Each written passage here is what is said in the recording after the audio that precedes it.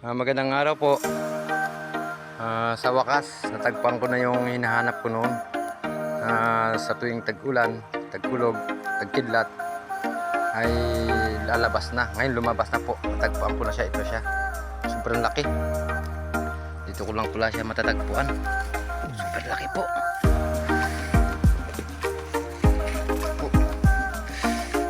Sa wakas, lumabas din sa lakas ng tag-ulan.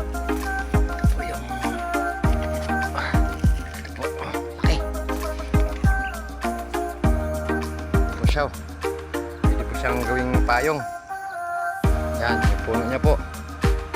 Yan, laki, super. Sigurado ko to. Pag niluto to, isang kaliro to. Oh.